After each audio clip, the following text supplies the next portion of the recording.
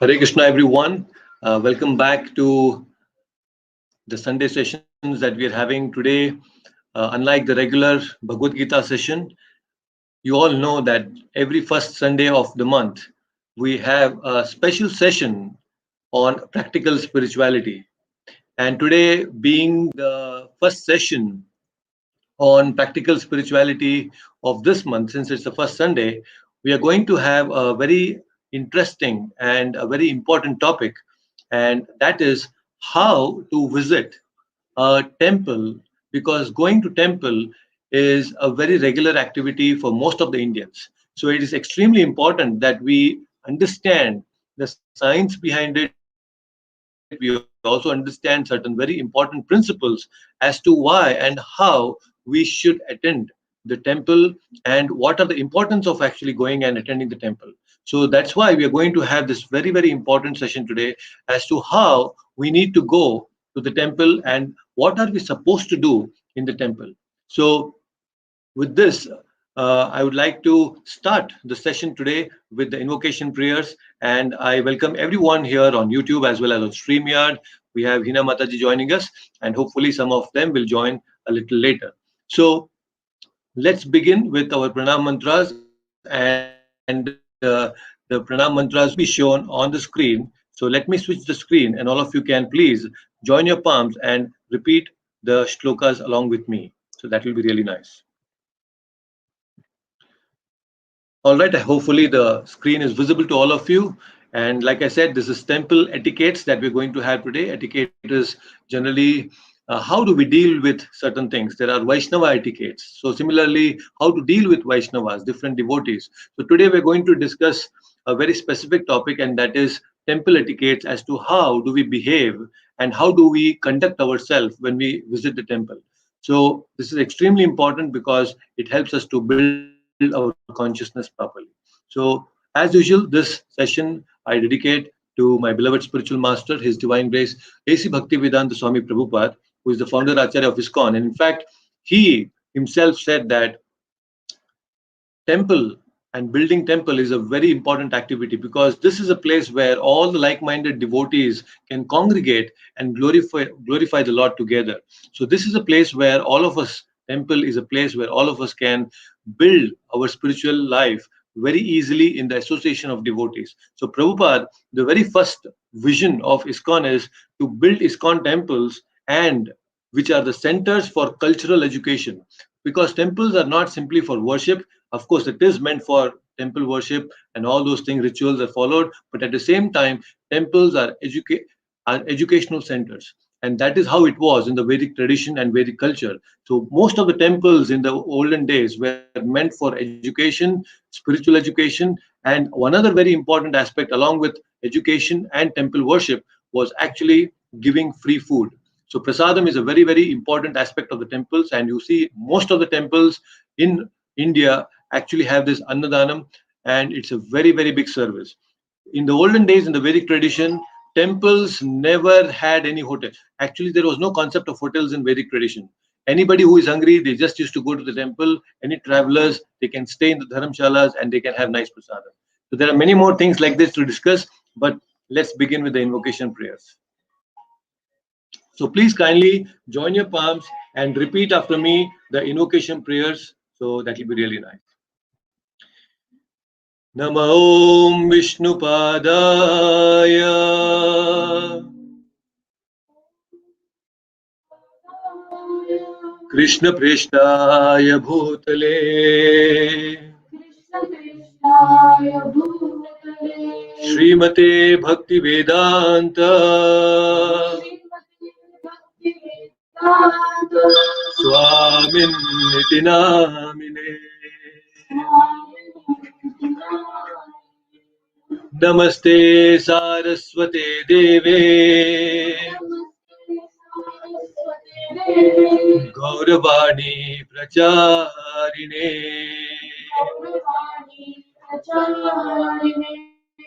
Nirvishesha Shunyavadi Paschat Deshatariне.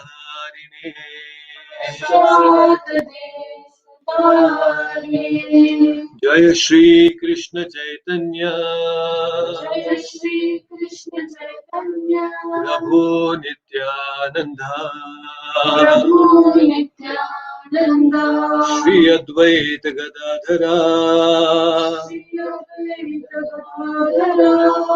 Srivasadi Gaura Bhakta Namo Mahavadanyaya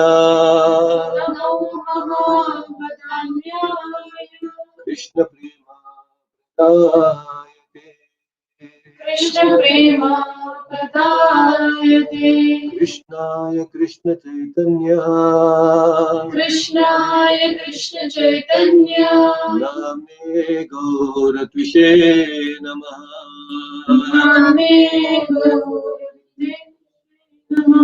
Namo Brahmanya Devaya Go Brahmana Hitaya Cha Jagat Hitaya Krishnaya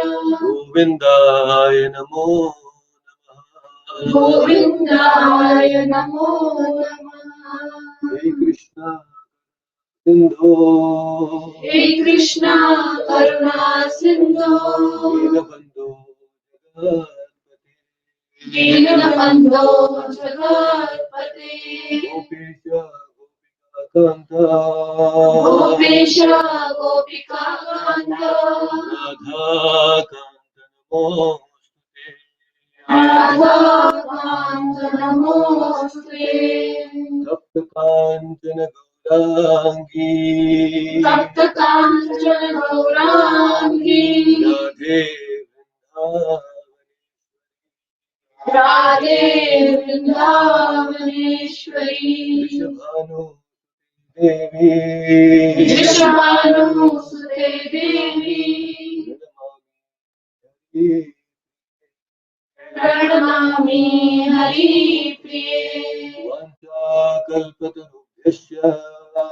Vancha Kalpatarubhyascha Kripa Sindhubhya Kripa Sindhubhya Patitanam Pavanebhyo Vaishnavebhyo Namo Namaha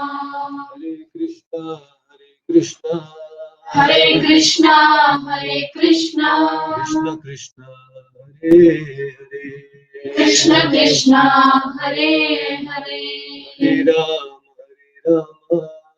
Hare Rama Hare Rama Rama Rama Hare Hare Om Ajnanatamidandasya Chakshurunmilitamena Tasmai Shri Guruve Namaha. Hare Krishna, welcome back once again. So we have a wonderful audience here. I have a live audience of a lot of youngsters who have joined me today. As usual, last few weeks they have been joining me regularly, and I also have Dev. We also have Vinod Chandanji. We have Hina Mataji, and Achutanji has joined over YouTube. So nice to have all of you once again. So today we are going to have this very interesting discussion on how do we visit a temple? What are the important things that we should be aware of when we are visiting a temple? And there are so many things to discuss, and we will try to touch upon some important aspects. Most of the regular general concepts that you are already aware of, I may not be able to touch them, but there are certain things which definitely may help you to understand. The visit of a temple is so important, and I'm sure next time when you go to the temple, it will give you a right consciousness as to how to visit a temple. It's very important. Just like when people go to a movie theater, when they watch a movie in a theater, they go with a certain mood. And when they come back after watching the movie, you all know that at least for that day until that night, people keep talking about the movie or this scene that happened and so many things like that, right? Why? Because when they go to the temple, when they go to the theater, they have invested about 2.5 3 hours in watching that movie with full focus, and because of that focus they are able to contemplate on all the different scenes that have happened in this movie, and that becomes the part of the discussion for the rest of the day. So similarly, when we go to the temple, the idea is that we need to have such focus, just like in the theater, or maybe even more, that we will be able to focus nicely on the deities and all the activities that are happening in the temple, and at the same time come back and then relish all the different things that we have enjoyed in the temple, and that becomes the part of our discussion with the family and rest of the members that you're going to meet, right? So that's why if we can have a nice way, understand the principle of how to visit a temple and be ultra focused when we are in the temple, then I think that will be amazing. And that's how people used to be very happy, because the very first thing that people used to do in the Vedic times was they take bath and they get ready and go to the temple first. And because they have the right consciousness and they pray nicely, and you see that throughout the day they have done many things which are related to God. At the same time, they are very happy discussing about all the things that are happening in the temple. And that is how, by glorifying Krishna, by glorifying the Supreme Lord, they were themselves being very happy. So this is how our Vedic tradition was. So let's try and understand few very important things today about temple etiquettes, some do's and some don'ts. And I will switch the screen and let's see, all of you can. Yeah, so today this is the plan. We have our agenda, and the very first thing, the very important aspect of attending or going to the temple is, first thing is being humble. Now, being humble is extremely important. We'll understand why. The second important thing that we're going to discuss today is paying obeisances. Now, when we go to the temple, we have understood that people pay namaskara, right? So we'll understand why do we pay namaskara, that obeisances, and how do we do that. And the third aspect is meditating upon the deity. So when you go and have darshan of the different deities in the temple, how should we actually have the darshan? So we'll understand something about that. And then we will also talk about the fourth aspect, and that is talking in front of the deities. So many people, when they go to have darshan, so what they do in front of the deities, how do they talk, and all those things, what are the do's and don'ts, we will understand about that. And the next aspect is cleanliness and hygiene. Now, although I could have spoken about this cleanliness hygiene right in the beginning, but there are certain things which you may already know and be aware of, but we will, no matter, we will still touch upon these very important points later. And then some general behavior. There are so many things to discuss about, but some very important things that I have already selected, and hopefully this will be important to all of you. So let's begin with the very first important aspect, and that is being humble. Now, let's understand, you should all be aware that since you're all the students of the Bhagavad Gita, now in the 13th chapter of the Bhagavad Gita, in the 8th verse, Krishna is actually talking about a very important thing, and that is humility, how to be humble. And that 8th shloka is Amanitvam, Adambitvam, Ahimsa, Shantirarjavam, Acharyopasanam, Saucham, Stairyam, Atma Vinigraha. These are certain qualities of a devotee. And although there are so many list of good qualities that a devotee possesses, Krishna is mentioning the very first quality that a devotee should have, and that is Amanitvam.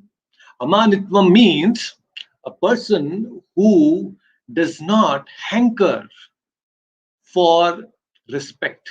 Amanatvam means you don't crave for respect. Now, we should be able to give respect to everyone. Chaitanya Mahaprabhu, in one of the Shikshashtakam, he says, Trinadapi Sunichena Tarorapi Sahishnuna Amanina Manadena Kirtaniya Sadahari. We should always give respect to others, but we should not expect any respect from others. Right? So that was kind of a tongue twister, by the way. So now, Amanitvam, let's understand this point. Very important. So amanitva means there are a lot of people in this world who hanker, who crave for gaining some respect from people. Now, the origin of this attitude is actually coming from the false ego. Now, we have understood that the subtlest element that we have within us in the subtle body is the false ego. Now, with this false ego, where this amanitvam originates, people think that this material body is everything. They think that their life is actually this material body. Now, when they have this kind of a conception about life, then what happens is generally these people, they take a lot of pride in their misdiagnosed self identity. Now they think that their self worth is actually the net worth. What do I mean? The self worth is net worth means that they start thinking that their possessions, their connections, their talents, their treasure, and all the assets that they have, that is everything for them. And when they want to either overtly or covertly, they want to display to the people so that they gain respect from people. Now, when people, in spite of all this display, when they don't get the respect from the people, actually they get humiliated. Now, that humiliation is coming because the false ego is actually disturbed. When their false ego gets disturbed, it causes humiliation. Now, on the contrary, the exact opposite of humiliation is humility. Now, humility means this is something which people, especially materialistic people, they cannot understand because for them, they have no conception about the soul. But people who are humble, they know their self identity is not based on this body, but they are the soul. And as a part and parcel of Krishna, they are supposed to meant, they are meant to serve Krishna, right? So that is the attitude of a devotee. So in such a case, what happens is when people are not humble, they become humiliated. But a devotee, because he understands his self identity properly, he is very humble. So such people, they don't crave for respect, they are longing for service. So as devotees, we should long for service. We should not be hankering for respect, right? So this is how a devotee, when we are approaching the Supreme Lord, we keep aside all these different materialistic achievements and success that we have gained in this world, and we go to the Lord with full surrender, and we say that, my Lord, I am here as your servant, and please engage me in your service. So the very first quality that each one of us should have and must have is humility, amanitvam. So we should all have this amanitvam. So Prabhupada says one should not enter the temple of the deity in a car or a palanquin. In the olden days, they used to take the palanquin or with shoes on the feet. We have to be in humble mood as a servant of the Lord. It means that anytime when we go to the temple, ideally we should not try to show off. Now it is unavoidable because we are staying very far from the temple. We need to take our cars and vehicles. In this time and age, it's impossible that we actually go walking all the way from your place to the temple.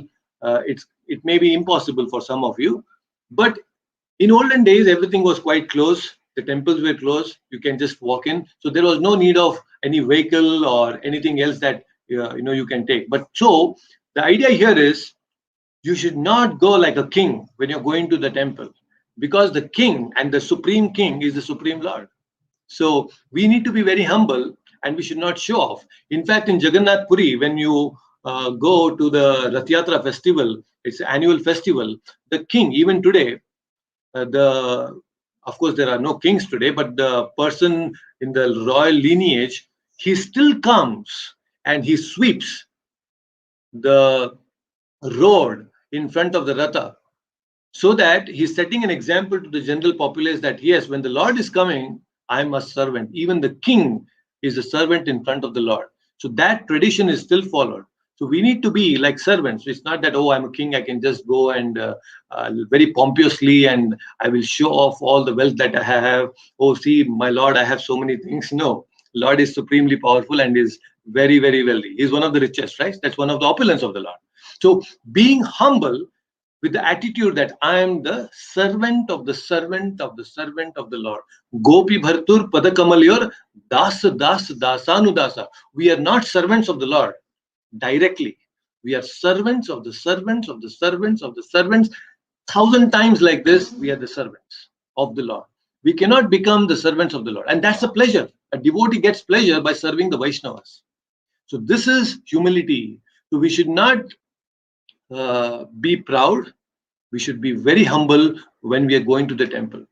We are going to seek blessings of the Lord, and the blessings will easily flow into us only when we are humble.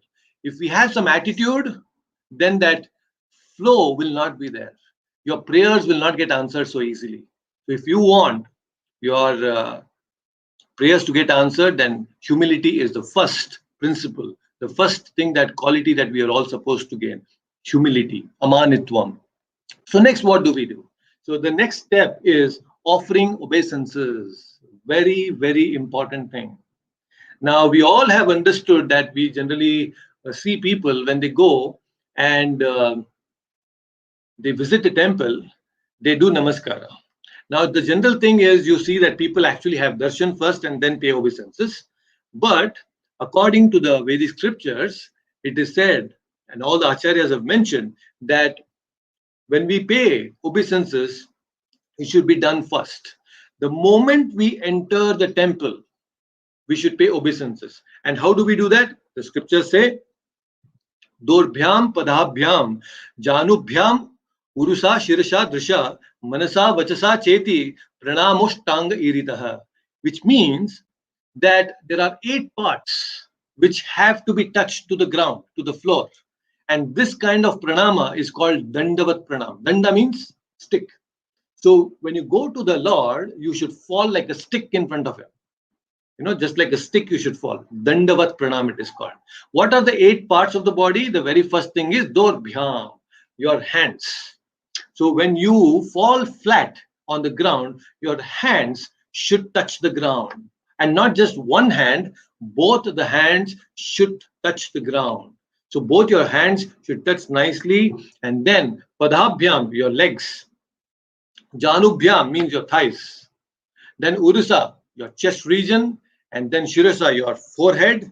Drisha, your eyes, although they cannot touch, but it is understood that eyes can touch. Then manasa. Now manasa means what? Mind. Your mind also should be offered. Not just that. Vachasa, your words. Cheti pranamoshtanga iritaha. Now please understand that this Ashtanga Pranama is done by mostly men, and all the Matajis and all the women, they are supposed to do Panchanga Namaskara. They don't touch their abdominal region, because that is where the Garbha is situated, and Garbha is very auspicious. It gives life. So in respect to that, the Garbha should not touch the ground. So that is why women are not supposed to actually touch or do Ashtanga Namaskara. They are supposed to do Panchanga Namaskara. Right? So now, very important that when you pay obeisances, when you go to the temple and when we pay obeisances, it is not simply falling flat in front of the Lord, but at the same time, the most important activity is also Vachasa. You are supposed to chant the specific mantras of each deity. Let's understand that most. So if any time during the session you have any questions, please feel free to leave the comments, and you can also ask me later on after the session. So please make points, because these are very important things. So now, when we enter the temple, the very first namaskara, or the very first obeisances that we are supposed to do, and especially the Panchanga Namaskara, everyone should do, is to the assembled Vaishnavas. The first respect, the Namaskara, is actually paid to all the pujaris there, to all the devotees who are nicely serving in the temple. They are the first one, the first recipients of your obeisances. They are serving the Lord directly in the temple. So when you enter the main temple hall, when you enter the temple, you should, Panchanga Namaskara should be done. And by doing Panchanga Namaskara, you should also chant the very nice famous mantra that we have all been chanting all throughout, and that is Vancha Kalpatarubhyascha Kripa Sindhubhya Evacha Patitanam Pavanebhyo Vaishnavebhyo Namo Namaha. Now, what does this mean? You all are very aware. Vancha Kalpatarubhyascha. All these great Vaishnavas are actually like Kalpataru. Kalpataru means desire fulfilling trees. So, all these great Vaishnavas, they are very compassionate. So they are very pure and they are directly serving the Lord. So when you pay obeisances to them, the Lord is pleased and your desires will get fulfilled very easily. So the first respects should be paid to the Vaishnavas in the temple, to the devotees in the temple. So that is the first thing that we are supposed to do. As we are entering the temple, the first namaskara is to all the Vaishnavas, not just the temple pujaris, but in fact, anyone who has come to visit the temple are also the Vaishnavas. They're also devotees. So you're actually paying obeisances to all of them.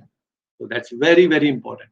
So paying obeisances first to all the Vaishnavas, and that is done by Panchanga Namaskara. And the mantra is already known to all of you. Now, once you actually pay obeisances to all the Vaishnavas, now, if you are visiting a ISKCON temple, then there will be a deity of Prabhupada. So the next thing you are supposed to do is go to the altar of Prabhupada and pay obeisances to Prabhupada. And when you pay obeisances to Prabhupada, you can show your left side or you can directly face Prabhupada and pay your namaskara. And you should do Ashtanga Namaskara for men and Panchanga Namaskara for women. So now, what do we chant? Again, the same mantras, the Guru Pranam Mantras that we have been chanting. When you pay obeisances, Namo Om Vishnupadaya, Krishna Preshtaya Bhutale, Srimate Bhakti Vedanta Swami Niti Namine, Namaste Saraswate Deve, Gauravani Pracharine, Nirvishesha Shunyavadi, Pasyata Deshatarine. So this is the Pranam Mantra for Prabhupada. So it becomes very nice now. So when you're chanting the mantra, you're also glorifying the Lord as you're paying namaskara. So it's very important. So you go to Prabhupada, pay obeisances. Now, in some temples, when not ISKCON temple, but some other temple, you will have Madhvacharya, you will have Ramanujacharya, you will have some Acharyas. Now, if you find them before you actually go to the main temple, then we should first pay obeisances to the Guru, to the Acharyas there. And if you know the Pranam Mantras, well and good. If not, you can still pray to the Lord, pray to them nicely, and then move ahead to have the darshan of the Lord. So now, when you go to the temple and when you are in front of the temple, even before you start praying and before you bring out that list that you have already made of all that wants and needs that you want to have the Lord fulfill your desires, before even you open up the list from your mobile phone, the first thing is the moment you go in front of the Garbhagudi, we are supposed to fall flat again. Now, when we fall flat, we need to chant the Pranam Mantras for the specific deity. For example, you have Radha Krishna. So when we have Radha Krishna, then we have this Pranam Mantras. Hey Krishna, Karuna Sindhu, Dina Bandhu Jagatpate, Gopesha, Gopika Kanta, Radha Kanta Namaste. That is for Krishna. And for Radha Rani, what is the Pranam Mantra? Because she is also there. So she is there, then Tapta Kanchana Gaurangi, Radhe Vrindavaneshwari, Rishabhanu Sute Devi Pranamami Hari.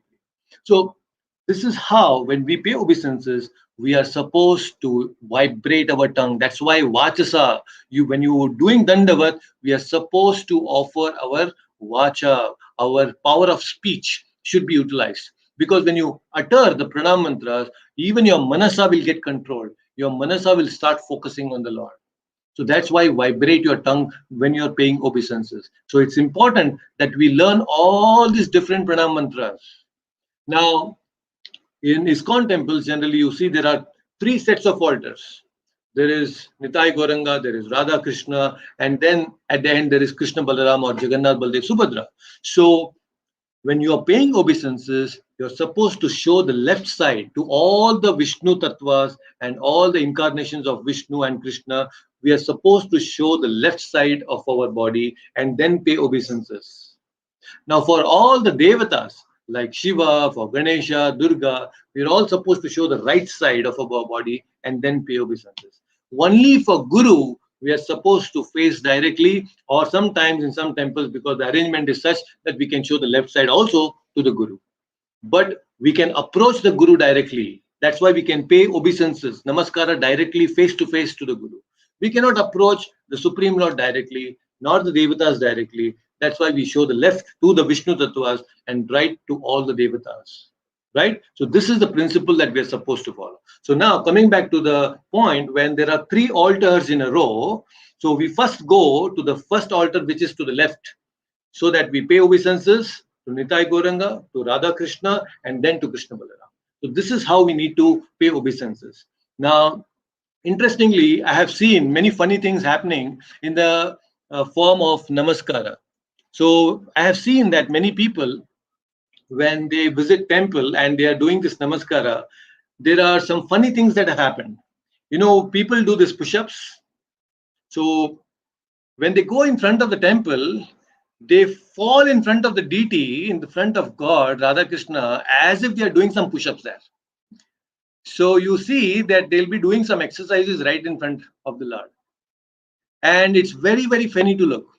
And there are some very weird type of facial expressions and all those things they do. You know, sometimes they hit like this, and sometimes, you know, of course, it's all good because they want to get nullified of all the sinful activities they have done. They catch their, you know, ears and they bend down half. You know, many times, many people do that. You know, they catch like this and they do up and down, like all those things happen. Another very important thing that I've noticed is when people are paying obeisances, you should pay obeisances from the point where you're standing and ensure that there is sufficient space in front of you.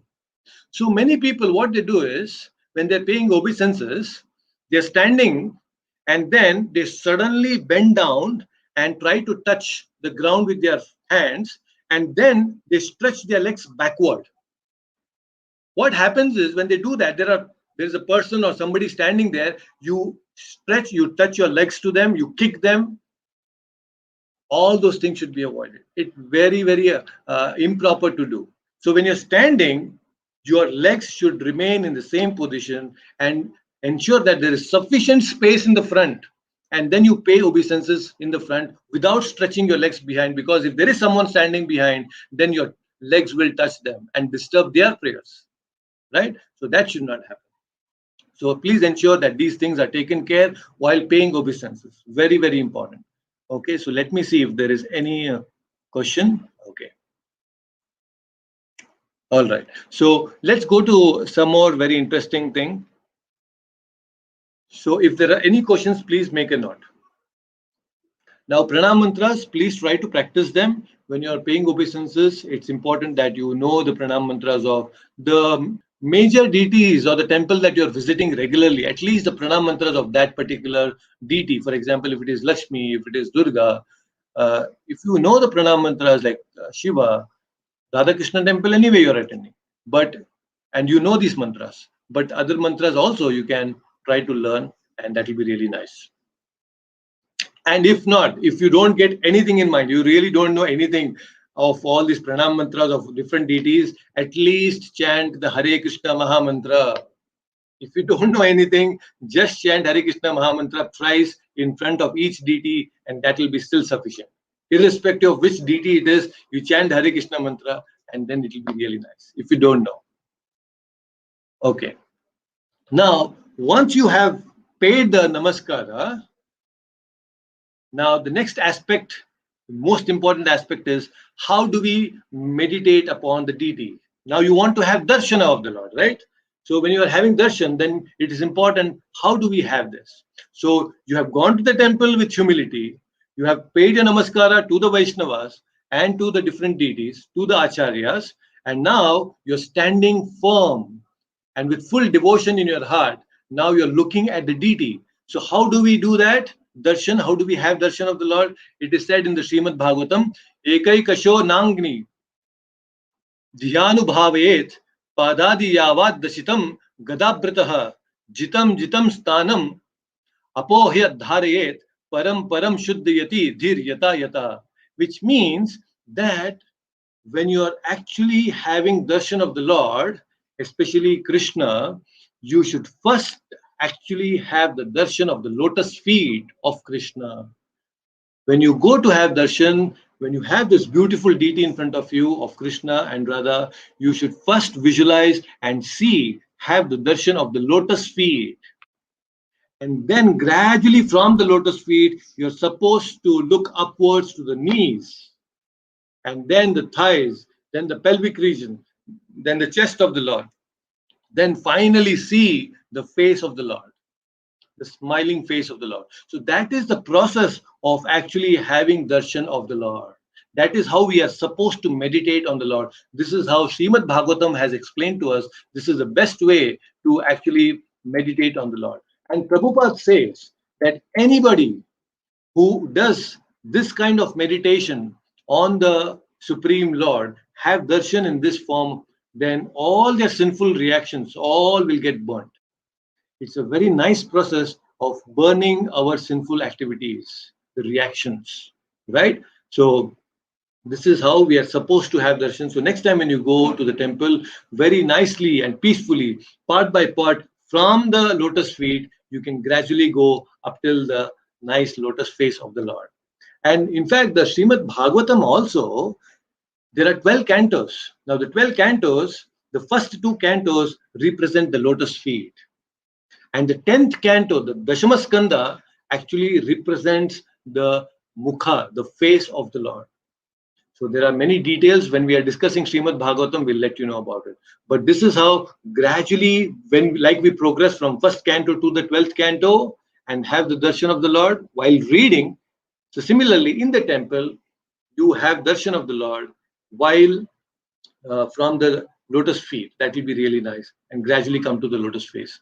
Now, another very important thing in the Nectar of Devotion, Srila Rupa Goswami is mentioned that if you are in the temple and there is an Aarti that is going on, so don't miss that Aarti. It's very, very auspicious. You have gone at the right moment and there is a nice Aarti that is happening. And when there is an Aarti happening, and while the Aarti is happening, if you look at the face of the Lord, you have the darshan of the Lord, then all the sinful reactions will get burnt while the Aarti is happening. So it's very important because all the 5 elements are offered in the Aarti. It's a very scientific process. Everything that we get for our existence is all dependent on these 5 elements, right? So we are offering these 5 elements to that Supreme Lord who has given us everything. Now, what is the 5 element? You see, there is fire. There is nice fire that we offer. Then there is chamara and vision, air we are offering, right? And then we are offering the incense. We are offering water, arghya. Water is being offered there to the Lord. And then there is conch shell that we blow. Conch represents the ether. So all the 5 elements are offered to the Lord. There is vastra that is offered, which is again earth material. So all these 5 elements are offered nicely during the Aarti. And you should never miss an Aarti. If you are in the temple, please attend the Aarti and enjoy the Aarti nicely.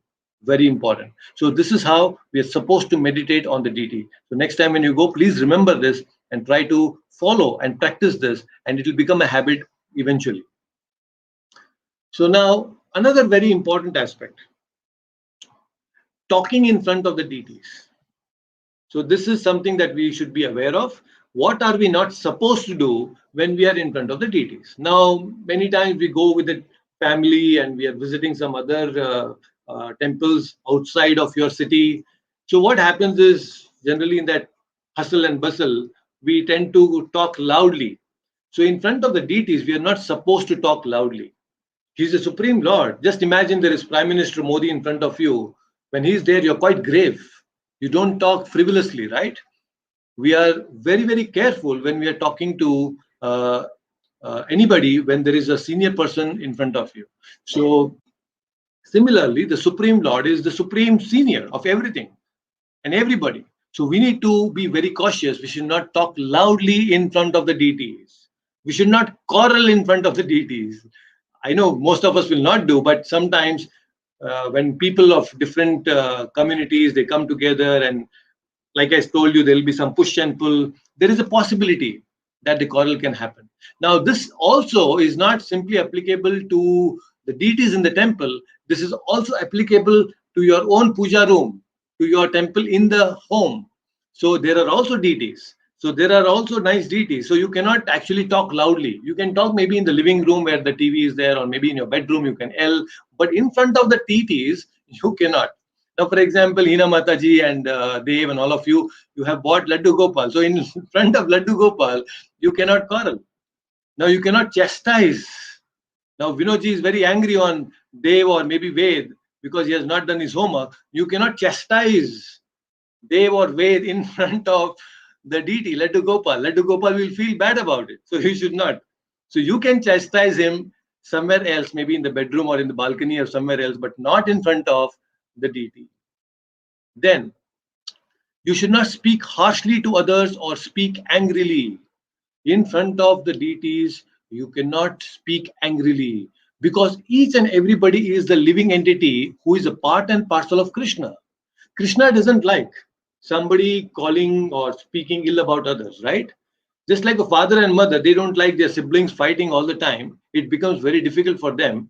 So similarly, the Lord, who is the Supreme Father, he doesn't like his siblings to fight like this, that too in front of them, in front of the deities, right? And we should not praise anyone else in front of the deity. Now there is a big prime minister, Modi, who has come, and then there is deity, and then you're glorifying this prime minister. Oh, आप इतने अच्छे हो, आप इतना बड़ा काम कर रहे हो, आपने ये किया, आपने वो किया. No, you cannot glorify anybody in front of the deities. Please understand this. Even in your home, in front of the puja room, you cannot glorify anybody else other than Krishna, because he is the only recipient of all the glorification. If you want to glorify anyone, it should be done not in front of the deities.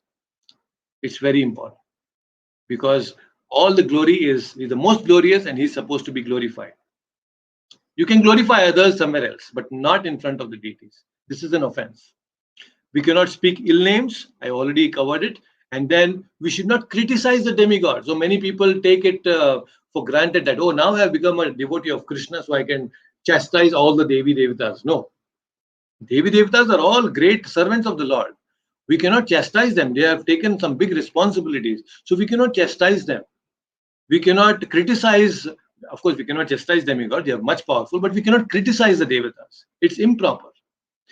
If now we cannot chastise anyone for that matter, what to speak of demigods who are in a very good position, who are great devotees of the Lord. So please understand, the many neophyte devotees, when they become devotees of Krishna, they generally try to criticize the different devatas, which is not important and it should not be done. That should not be done. Then indulge in prajalpa or mundane talk. Now you are in front of the deity, you are standing in front of the Lord, and then you talk, oh, you know, there are 3 lakh cases of corona today. Oh, this patient, he didn't get oxygen. Oh, that person, you know, this happened. That IPL today, this team lost. You are standing in front of the Lord, and here you are talking about all these mundane things. So this is called prajalpa. We are not supposed to do prajalpa, gossip in front of the Lord. Oh, you know, she bought this car. Oh, she bought this cosmetic. She went to this beauty parlor. Why do you need to talk all this in front of the deities? In front of the deities, in front of your puja room, we cannot talk all these nonsense, mundane things. So please avoid doing that. Prajalpa should be avoided completely in front of the puja room. Should not be done. It is not good, because you will lose the gravity. If you don't follow these things, you will lose the gravity of devotion. The devotional, what Krishna Rupa Goswami is saying, Tivrena Bhakti Yogena. Tivrena Yogena. If you want to do Tivra Bhakti, you need to follow all these things. When we don't, we are just lazy, you know, Bhakti, are jo hota hai karne do, jitna hota hai utna karne do. So this kind of attitude will not help. We want to do Tivra Bhakti. That means we need to follow. We need to be disciplined. So all these things have to be done in front of the deities. And we cannot speak a lie. झूठ नहीं बोलने का. भगवान के सामने कभी नहीं झूठ बोलने का, because he is noticing everything. So we cannot speak a lie in front of the deities. In fact, we should be very careful to even promise anything in front of the deities. We should be extremely careful. You know, you want to, many people go in front of the temple and deities and they say, they promise, my Lord, you know, itna hone do, in my examination I'll get this marks, or maybe I'll get this much profit in the business, and then I will come and offer. They promise to the Lord, and moment they get this marks, moment they get all this money and profit, they forget this promise.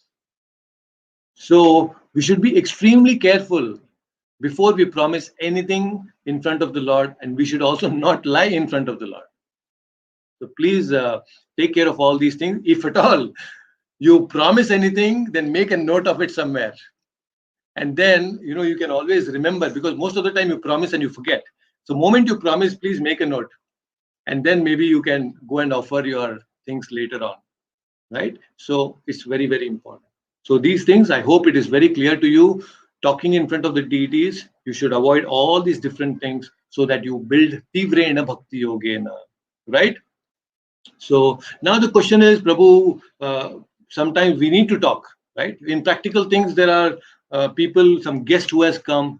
So devotees, even you, if you have taken a family member who is new and who is visiting you, you can take them to the temple, and because you know about the temple and the deities, you can talk about the deities to intensify their bhakti. About the deities, you can speak, no problem, in front of the deities. For example, when I take some guest in front of the temple, in front of the deities, now I explain to them what are the different type of vigrahas. There is Mula Vigraha, there is Utsava Vigraha, then there is Kautuka deities, Kautuka Vigraha. So what are the different deities and how do we worship? What are the different ornaments? So this explanation we do in front of the deities. We do talk, but this talking is actually to intensify their bhakti towards the deity. So this kind of talks are allowed. If you can actually help somebody to take a step forward in their devotion by talking in front of the deities, then you should be done. That is a great seva that you're doing, right? So these are things that you need to take care. Now, next, let's understand some aspects about cleanliness and hygiene. I know there are a lot of points, but try to assimilate as much as you can possible and see that you can follow them also. So if there are any questions, again, please feel free to leave them in the comment section. Now, when you go to the temple, cleanliness is next to godliness. We have all heard that. And previously, I have also explained to you, in our Vedic culture, we are not simply concerned about swachhata. We are also very much concerned about shuddhata.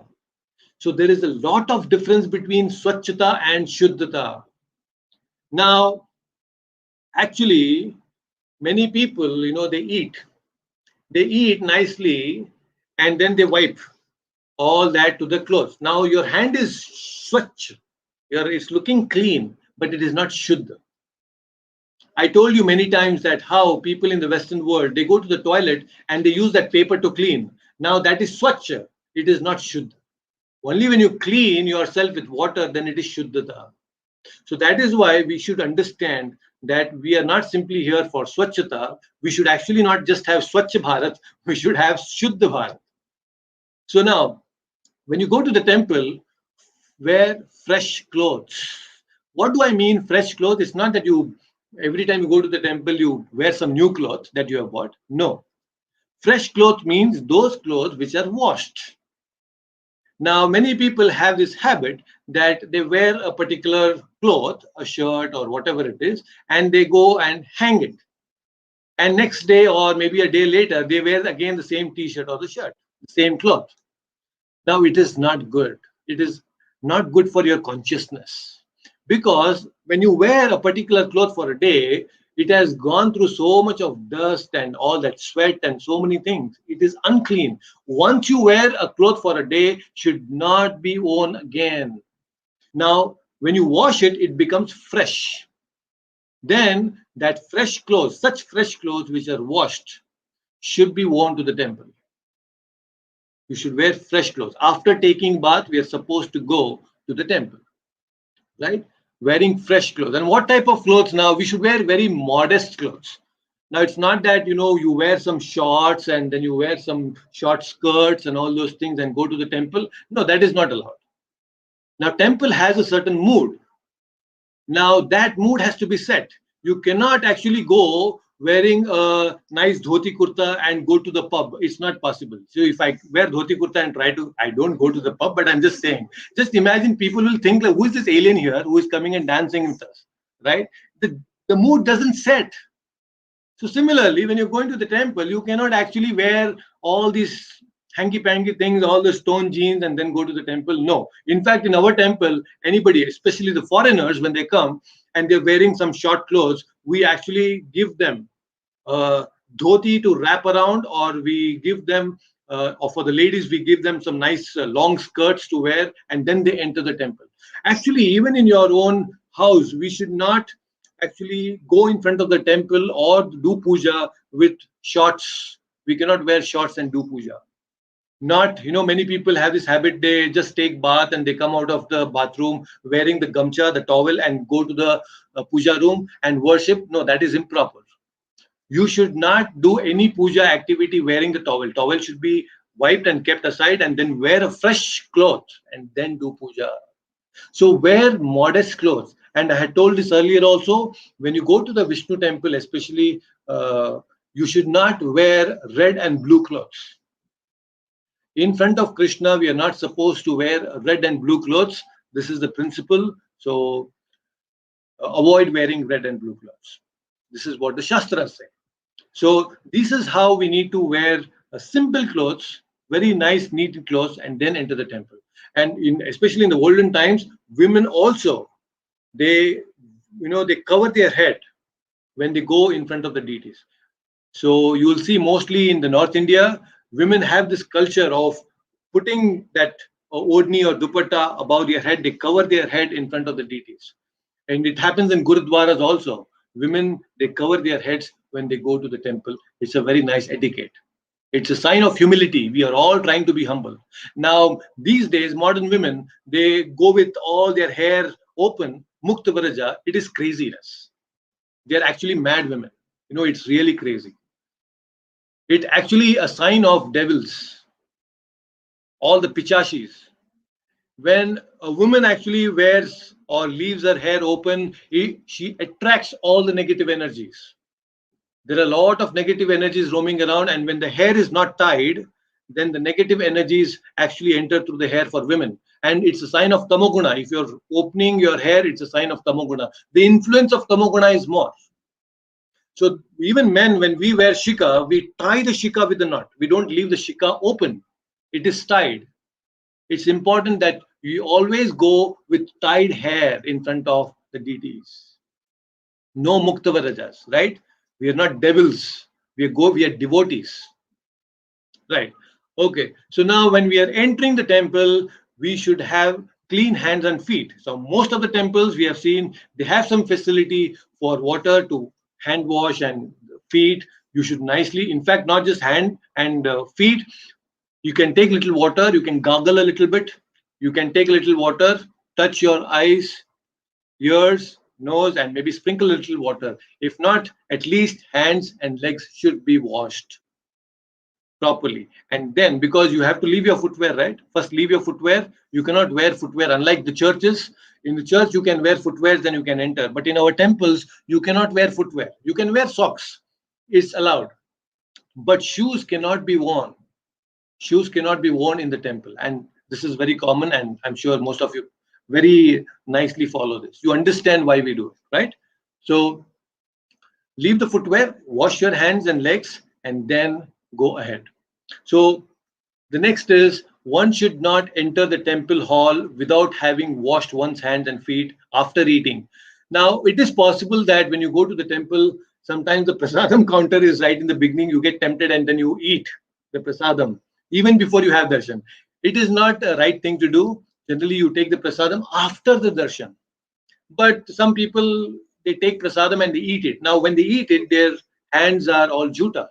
So it's better that you actually wash hands again and then enter the temple, right? Ideally, you should take prasadam after the darshan. It's very important. Now, when you have actually gone and you have passed the stool, if you have actually gone to the toilet, then you should take bath. I have told this, even at home, you cannot do puja without taking bath. And if you have taken bath and then you again have some pressure, you have to go to the rush to the toilet, you cannot again come back and do puja. No, it's not good. You have to take bath. Anytime you go to the toilet, you should take bath and step outside. Whether you're going to temple or you're not going to the temple. Anytime you touch your stool, you are impure. You have to take bath and step outside. Now, I have told you that men and women, they go to the toilets and then they even cook at home. That's very, very wrong. Very, very wrong. With that impure consciousness, they do the cooking and all is going to spoil. Right. Anyway, the temple hall should not be entered without taking bath. Please take bath, and especially if somebody has passed stool, please do not enter the temple. So now one should not enter the temple after visiting a crematorium or after touching a dead body. One must first take proper bath and then enter. This is very nicely followed by most of the Indians, but still we have to be very specific. Generally, even if you have darshan of a dead body, it is said you should take bath. But now we cannot avoid sometime. We're going to the temple and right in front of you, there is a dead body which is going. It's unavoidable. So you can just chant Hare Krishna Mahamantra thrice and then have darshan of the Lord. But in any case, if you have visited a crematorium, if you have touched the dead body, then you should take bath. Very, very important. So let's understand a few more things. Now, one should not enter the temple after seeing a dead body. I have already mentioned this. One should not pass air within the temple. You eat nicely and then you go and fart there. So that is not good. In front of the temple, in the front of the deities, it's not allowed. It is so obnoxious. In front of the temple, even when we are sitting and we are in a crowded place, just imagine somebody does that, we feel so uncomfortable, right? So even in the temple, we should not do this. Very, very important. One should not be angry within the temple complex. It's a pure place. We should not become angry on anyone. Please restrain yourself from anger. Restrain. We should be humble. So, and one should not belch. Belch means what? Dakar. Many people, they belch because they've eaten and in front of the Lord, they are praying nicely. Oh, Krishna. And then, they Dakar, big Dakar comes in front of Krishna. It's so awkward. Krishna is thinking, oh, what is this guy here? He has eaten all obnoxious things, first of all. And in front of me, he comes and does this Dakar. It's not good. Even somebody does that in front of us, we feel, oh, it's so yuck, right? So no Dakar and belching in front of the deities. Please avoid that. In fact, I try to avoid eating anything before the class also. I tell my mother not to give me anything because I don't want to belch in front of all of you while giving the class. I try to avoid that. I try to avoid eating before giving a class as much as possible. It's not good. So these are some important things, but now some general behavior. I will try to explain some important things, but let me check if there are any questions. Okay, I think I have some questions. I missed it earlier. Okay, sorry, there was the screen that was not shared earlier. I'm so sorry for that. I just saw the chat. Okay. So what are the question, comments anywhere? Okay. All right.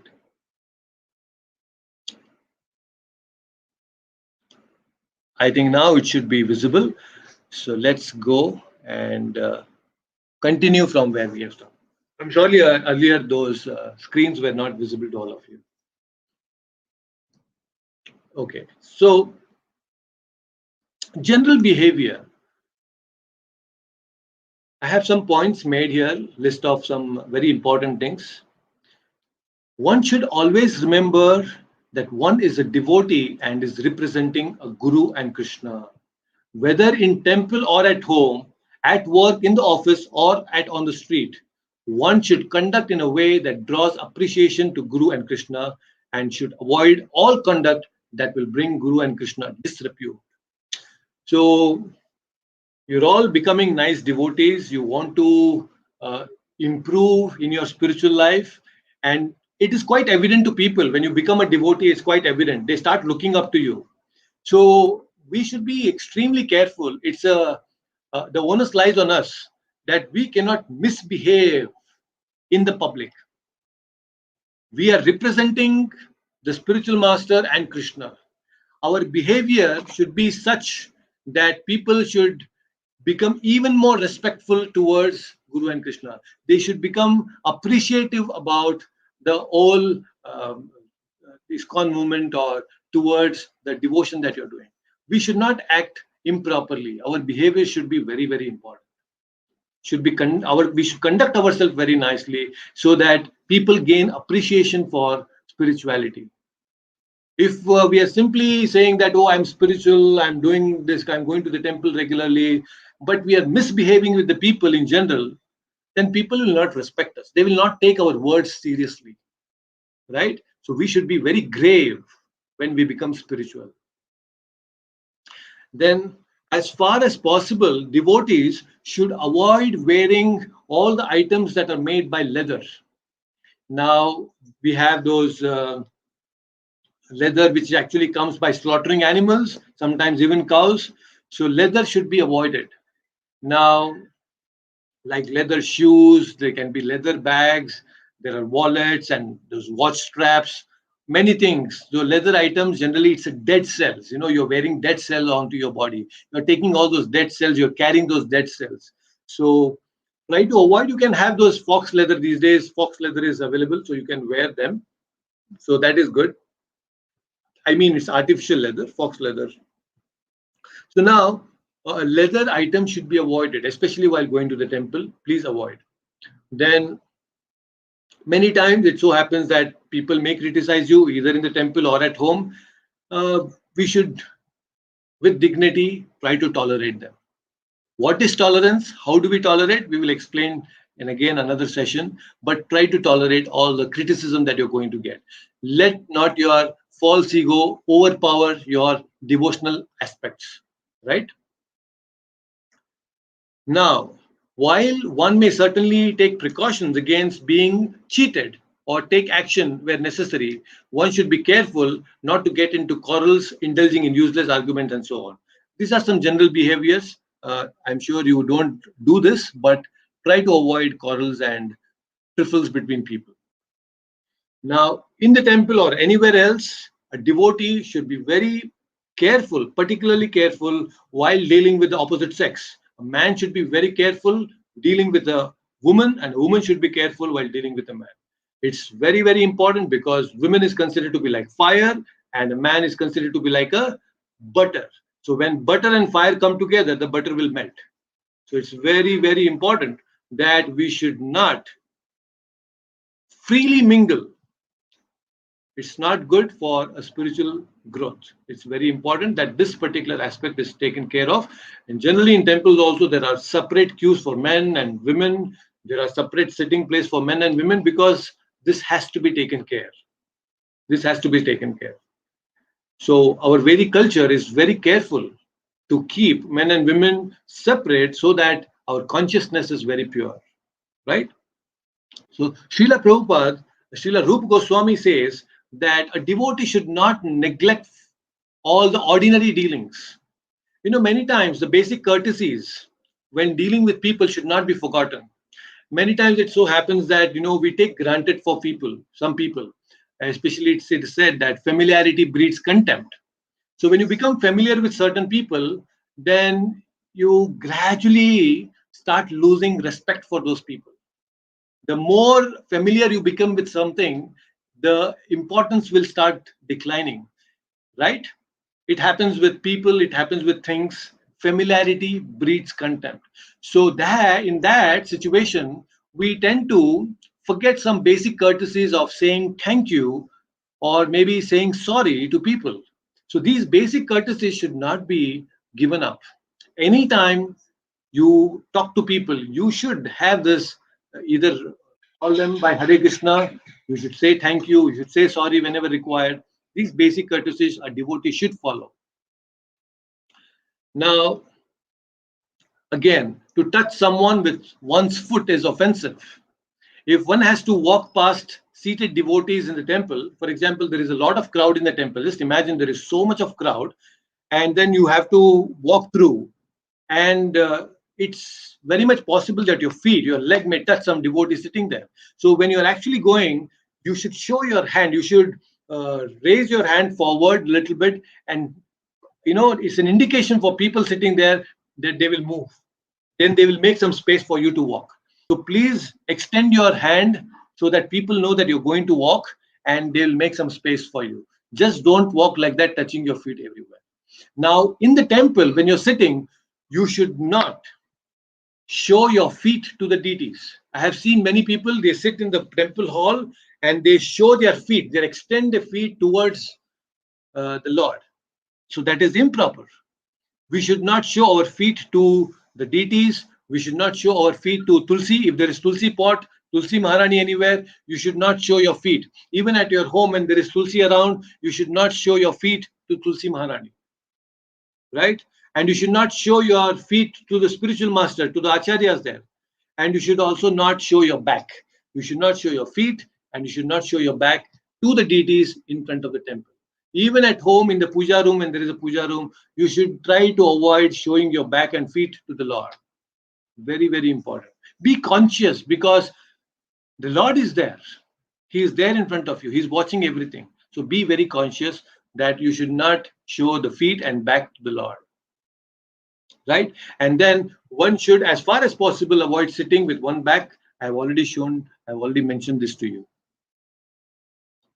Now, if by accident, if anybody touches some with your feet, some article, some sanctified thing, or maybe a person next to you, please take that item and touch it to the head. That way it nullifies the offense. If you kick someone, or if maybe your feet touches someone, then you should touch them gently and then touch your hand to the head. That way it will nullify your offense. It's very important. And when the kirtan is happening in the temple, now most of the ISKCON temples, you see there is nice kirtan, that bhajans and kirtans are happening. It is meant for all the devotees to participate and sing in chorus. We should not be inattentive. We should sing in the same tune as the singer is singing, the lead singer is singing, and we should not simply be a spectator. Everyone should actually sing nicely in the temple hall. When the kirtan is happening, each one of you, please open your mouth and sing nicely. And there are nice kirtans. Kirtan means where there is dance also. You should dance in front of the Lord. Dancing in front of the Lord will make you free from all the diseases. Dance nicely in front of the Lord. It's very, very important. Dancing is such an important aspect. If you go to Jagannath Puri also, when the Ratha is coming in front on the main street, you will see the dancers. They are so beautifully dancing. Now, this all has to be taken care. When you go to the temple, if there is kirtan and there are devotees dancing, please take that opportunity, raise your hands and dance. It's very important. That's a sign of surrender. Please dance nicely. Do not hesitate. If there is a new person, he may hesitate a little bit. You cannot force them, but at least you should dance nicely. At least a very simple step. It is called the Swami step. In ISKCON, Prabhupada taught all the Westerners in America when they were beginners. So Prabhupada used to say that please raise your hand. And then when the Hare Krishna mantra used to go on, you keep the right leg in front of the left and then the left leg in front of the right. Very simple step of dancing. Hare Krishna, Krishna Krishna, Hare Hare. So it's very nice. You'll see the devotees dancing nicely. So you can also participate nicely in the dance. It's very nice, good exercise for you also. The Lord really likes it when you dance in front of the Lord. So now, like I told you, any sacred items like tulsi, like flowers, which are offered to the Lord, you have to pick them up nicely. You should not step over them. Many temples, South Indian temples, have seen so much of tulsi is just thrown in the queue lines. Tulsi is right there and people are stepping over the tulsi. It's improper. You should try to avoid that and should not step on sacred items like the flowers and the tulsis. You should keep them aside, right? Yeah. So with this, I had a little discussion on the temple etiquettes. If you have any questions, please feel free to ask. Let me open up for Q&A now. So Vinodji is asking, when one leaves the temple, the back faces the Lord. Please suggest. So yes, it's a very good point, Vinodji. So what happens is, when you are exiting from the temple, the main temple hall where the deity is there, you can walk, try to avoid showing your back, but still, if it is not possible, you are moving in the queue. But the last step before you actually exit the main temple hall, you can move a little bit and then step, just take that 1 or 2 steps, showing your face to the Lord, and then go ahead with your exiting the temple. So the last maybe 1 or 2 steps while exiting the main temple hall, you can show your face to the deities and then step back and then move ahead. So that way it will be very nice. In fact, it is said, it should be done that even while exiting the temple, you again pay Panchanga Namaskara and exit. That is also a very nice thing. If there is no crowd, you can actually pay Panchanga Namaskara and then exit the temple. That is also very, very nice. So I welcome all the devotees on YouTube also. Please give your comments, and if you have any questions, please feel free to ask them. Right? So Vinodji, that I hope that answers your question. Dev is asking, Prabhuji, in ISKCON temples, the deity of Krishna and Prabhupada is opposite to each other. So how do we go about praying over there? So now there are two ways where Prabhupada and the main temple deities are aligned. So they are kept. So sometimes when the deities and Prabhupada deity is facing each other, so that time you can pay obeisance to Prabhupada showing your left. Because if you show or you pay namaskara face to face to Prabhupada, then you will be showing your face, your legs to the deities. So in that case, when Prabhupada is right opposite to the deities, you are actually supposed to show the left side and then pay obeisances, namaskara to Prabhupada, so that you don't show your feet to Krishna, Radha and Krishna. Right? So that will be nice. You can avoid that. Yes, more questions. Anything related to the deities, the temple visit, and the prasadam, please do not waste prasadam. You can take prasadam wherever the temple, whatever prasadam they give you, honor the prasadam nicely. We have discussed in the previous session, prasadam is extremely important, and do not throw the prasadam. Nicely honor the prasadam that you get in the temple. And it's also very nice if you can take something along with you when you're visiting the temple. Take something, maybe fruits or flowers. If nothing is there, at least you can put something in the hundi. You know, when you are giving some amount in the hundi, it will help the temple to maintain the temple nicely and take care of the regular activities there. So even that contribution really helps. So that will be nice from your side. That is also a seva, because earning money is we get through a lot of spending our own energy. It is a shrama that we have given. So it's a good way of offering our shramadan, and a little bit of the seva that you can do to the Lord by contributing to the temple, right? So I have another question here from Girishma on YouTube. Is it mandatory to show our left side while praying to Vishnu deity and right side to the other deities? So that is what the scriptures have mentioned. For all the Vishnu deities, we show the left. It is mandatory because we cannot directly approach the Lord, nor the Devatas. We cannot approach these powerful personalities directly. We can approach the Guru, the spiritual master, directly. Only through the Guru we approach the Supreme Lord. So that is why when you do namaskara to the Lord, we show the left side to all the Vishnu deities. And for all the Devatas, we show the right. For Shiva, Durga, Ganesha, the right side. And left side for Vishnu. Guru, either left side, or you can show straight. Pay obeisances straight. That is what the scriptures say. Now, sometimes, like for example, the scriptures have given a certain things for us to follow. Now, for example, there are some things which are unquestionable. The scriptures have told you have to follow, we have to follow. For example, the red and blue cloth. Why we are supposed to avoid? Why only red and blue? That's because the scriptures have said. Why we should not wear red and blue clothes? Because the scriptures have. For example, now conch. Now Shanka is actually a bone. It's a bone of an animal, right? So now it's a bone, but still we are using in the temples. Now actually anything dead should not be used, right? But Shanka is actually a bone, but it is mentioned in the scriptures. So we use it. Now cow dung. Now dung, after all, it's the dung of an animal. If we touch our own dung, we are supposed to take bath. That is what we understood. But if you touch the cow dung, the gomutra or the gomaya, you can actually enter the temple. Not just enter the temple. Even if there is anything ashuddha, unclean things in the temple, you can purify that by gomutra and gomaya.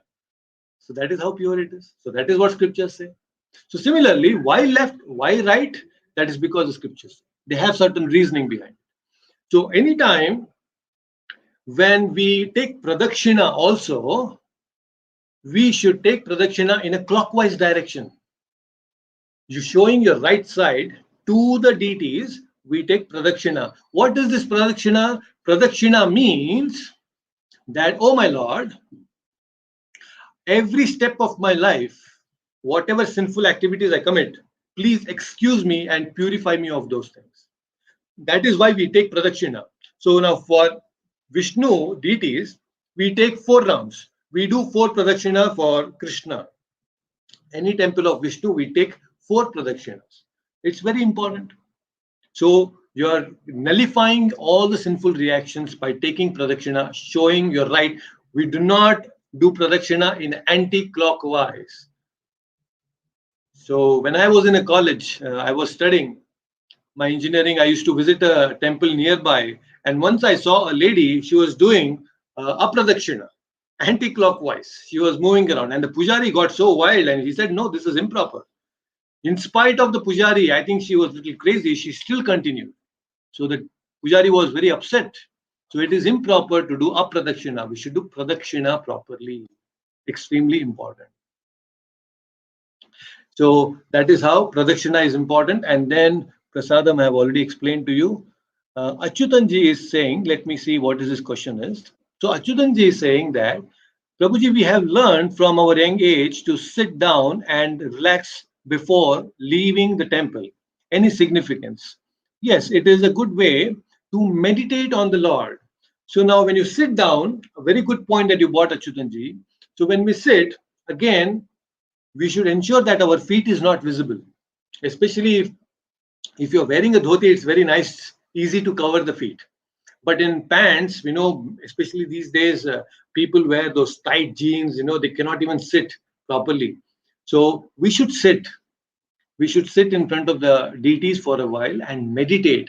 And when you sit, you're also listening to the kirtan, the bhajans, and maybe sometimes there are nice pravachan that is happening. So you can sit and listen. Even if all those things are not happening, you can sit and have darshan of the Lord, meditate. You can offer your prayers. So that way you will become peaceful. So sitting also signifies that you will become very peaceful, and you will increase your devotion by sitting for a while in front of the deities. So it's a great respect that you're showing. Of course, now you cannot expect that to happen in Tirupati, because Tirupati will not get a chance to sit. You will be just pushed. You cannot even have darshan there properly. Even a glance for few seconds of Tirupati Balaji is a great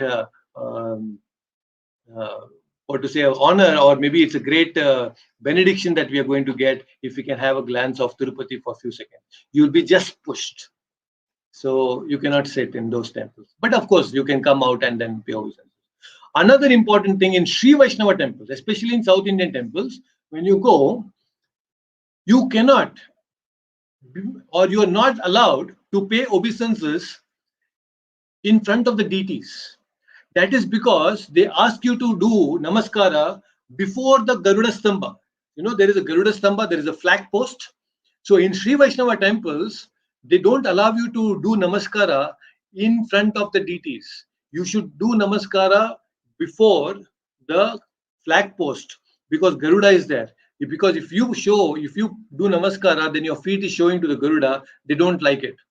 So in some Sri Vaishnava temples, they will ask you to pay obeisances before the Garuda Stamba itself. So that is one thing that you should take care when you visit a South Indian temple. You come outside and then you can pay obeisances, right? In Tirupati and all, they do like that. After having darshan of Tirupati Balaji, they push you outside, and then after going outside, there is a place, the Pradakshina area, that is where you can do namaskar. So that is how we can take care. I hope that answers your question. So there is another question on Vinodji is saying that, is there a particular time for Aarti? Now, at home, if you want to perform Aarti, you can do it at your convenient time. Ideally, the Aarti should be done in the morning or in the evening. Since all of you are back home in the evening, so you can come and do Aarti in the evening. That will be very nice. But morning is also fine. If you can do early morning Aarti, that will be really nice. So there is a time in ISKCON temple, the very first Aarti happens at 4:30 a.m. That is called Mangal Aarti. It's very, very auspicious, and it's very pleasing also. We nicely sing and dance. Just imagine every single day, you're starting your day with singing and dancing. How joyful it is, right? So just imagine the devotees, they start their day with singing and dancing. When all the Tamoguna people are singing and dancing and sleeping in the night, the devotees, they wake up early in the morning, they sing and dance and increase the Sattva Guna. So wonderful it is. And that's why they're so joyful. The devotees are so joyful, and that joy is so contagious. You come in touch with all these devotees, you become happy because they're so joyful, right? So Mangalarti is the first Aarti that happens at 4:30 a.m., then at 7:30 a.m., then there is at 12 a.m., then again at 4:30 p.m., then 7 p.m. So there are Aarti. And finally, there is a Shayan Aarti that happens at 8 o'clock. And that's again a very beautiful Aarti that happens. And in ISKCON Bangalore, we have the Shayana Pallaki also. So where the Lord at the final Aarti is carried in the Palki. So the Palki is carried across the temple, Pradakshina is taken, and then the Lord in the Palki is taken in his bedroom. The Lord is taken in the bedroom, and then they sing nice glories to the Lord, and the Lord sleeps. And early morning, when the Lord wakes up, the Pujari wakes up with nice mantras and then says, "Oh Laddu Gopal, come on, now you wake up, Radha Krishna, all of you, and please give darshan." But moment they wake up, they are nicely offered the sweet rice. So the Lord first eats sweet rice, and then he comes and again takes service from all his devotees. So that is how it happens. There is a nice Pancharatrika Vidhi that happens. I'll explain that to you sometime when we are discussing specifically about the deity worship. So maybe Vinodji is saying that left for the Supreme is since our heart is on the left. That's a good thing that you said. Maybe that's true. And connecting ourselves to the left also is a very nice thing. Good. But please remember, the important point while paying obeisances is chanting the mantras, the Pranam Mantras. Very important. Offer all the 8 parts of your body. Astanga Namaskara. So Hina Mataji is saying, Prabhuji, what are the colors of clothes to avoid to temples visit? Kindly repeat. It is red and blue. We are supposed to avoid red and blue clothes while having the darshan of the deities in the temple. So generally we avoid these 2 colors. It is said in the scriptures again, when Prabhupada was asked why red and blue, Prabhupada just follow. So just follow this. Red and blue should be avoided while visiting the temple. These 2 colors. Other colors you can wear. There are so many colors. And of course, devotees, we just have white. We have no options. Or there is a saffron that people, brahmacharis wear. So we have very limited options. We have no colors. We just have 1 color.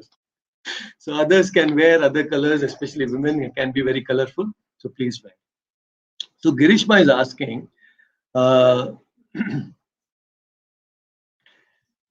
that the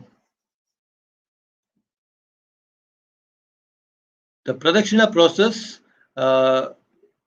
yes, the Pradakshina process, as I explained to you already, that it should be done in clockwise direction and not in anti-clockwise direction. And then there is another question In Muslim culture, women are not supposed to apply any makeup while praying, is something related to this mentioned in our culture too. Like I told you, that we are not supposed to be very fancy while wearing, while going to the temple. We are supposed to be very modest. Like I said, wear simple clothes. There is no question of the Lord is not pleased by our makeup, anyways, because He knows what the ugly thing that we have behind that makeup, right? So He knows what is in our heart. So He is looking for the makeup that you're going to do at your heart. So any makeup in the heart is what the Lord is looking for. This external makeup really doesn't matter because He is so beautiful. Kandarpa kotika maniya vishesha shobham. Now the Lord is so beautiful that we will faint by seeing His Lord. So now when we go to the temple, we should be cautious that our makeup and our dressing should not distract the other devotees, and we should not become the limelight there. Grab that limelight and distract other devotees. Oh, people should look at me. No, that should not be the mood. We wear simple clothes so that everybody else will focus on the Lord. We should not be distracting people by our clothes or our makeup and then distract them and their devotion, right? So we should be careful that we wear modest clothes, and our appearance also should be very simple so that we don't distract people. So this is the principle that we are supposed to follow as spiritualists. Very important. Good question, by the way. So yes, that same thing is followed even in the other cultures. Maybe it's Islam or the Christianity. People do follow that. It's very important. Yes, let me see if there are any more questions.